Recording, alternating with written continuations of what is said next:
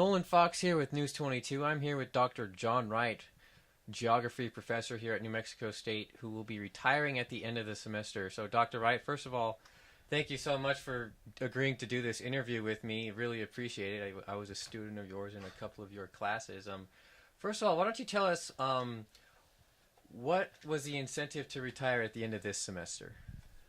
Well, I've been working for 27 years here, and comes a time to move on. I'm 66, 67 years old. I've done about the best I can do here, and my wife and I want to retire and travel the world, and she's an artist. I love to write, so we've got a lot more to do. Cool. And what do you plan on doing with your retirement? Well, right away, we may be living in Ukraine for 5 months on a Fulbright scholarship. My wife's an artist, and her family comes from Ukraine, and this is kind of a cultural exchange program. And I'm a cultural geographer, and we've been to Ukraine, so we feel comfortable there, and that's our next adventure. If you don't mind me asking, why Ukraine? Her background, her grandfather and grandmother came from Ukraine, and we've been to the village where they came from, and she just has a fascination with her family history. So it's a historical thing. There's an incentive to go back and see where she came from and what the family history there is like. Yes, and also she's an artist and she wants to work with Ukrainian artists, and I'm just tagging along for the ride, but I'll always find something to do. So you've been a geography professor here for 27 years? 27. What initially got you started in the field of geography? Big question.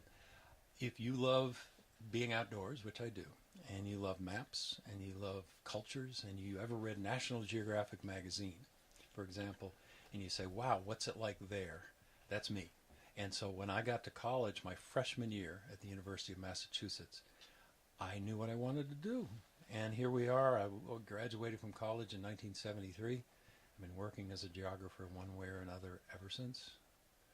So you're a pretty well-traveled man. How many countries have you been to around? Well, geographers, that's sort of a taboo subject because it becomes kind of a competition. But I'll break that rule and say right now it's 83. 83. I do keep track. Any countries that have a particular place in your heart or anything like that? There are several. Nepal. We've been to Nepal many times and done treks in the Himalayas, but we always say that you go for the mountains, you go back for the people, amazing people. They're wedged between China and India. It's a little-known country to most, but it's beautiful, and we really enjoy the Buddhist, Hindu cultures there. I love Jordan, and that might surprise people, but Jordan's kind of this island of calm in the Middle East.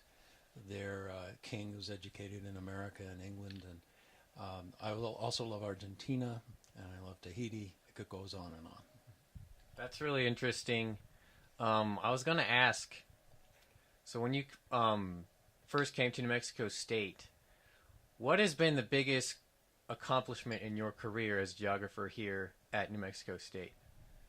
Wow, I think this is a place where teaching matters. I taught at Berkeley for a while, and they were a different kind of student. They came in so prepared, so aggressive, and here people come out of more modest high schools, different family situations. I like the complexity of the student body.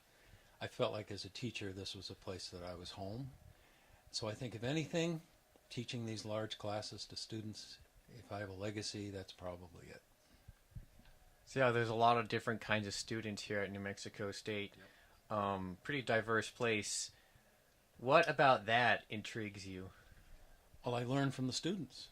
If I'm talking about the Middle East, right now in a class on world geography, out of 200 students, almost 70 of them are from the Middle East.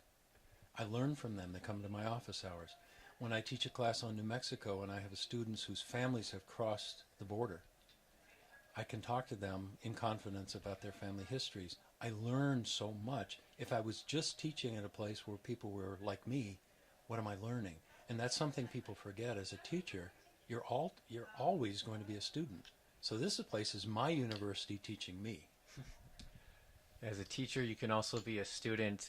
Another question I had was, what will you miss most about teaching during your retirement, if anything? Just the classroom. It's typical when a professor retires, they say, "Oh, I miss my students," and sometimes they mean it, but I do. I love being in the classroom. I love being in front of people. I'm kind of very confident and calm in front of a group. I'll miss that, but administrative stuff and budgets and paperwork, no thank you. I'm out. Mic drop, you know. Well, I think we're going to drop the mic right there with that question. Dr. Wright, it was a pleasure doing this interview and always enjoyed your classes. Thank you very much. You're very welcome. Good luck to you. Thank you. That's good, Luz. Thanks. Let me just get on the other side, and then you'll be good. You can just keep looking at him or something. Okay, so she's going to go like over here.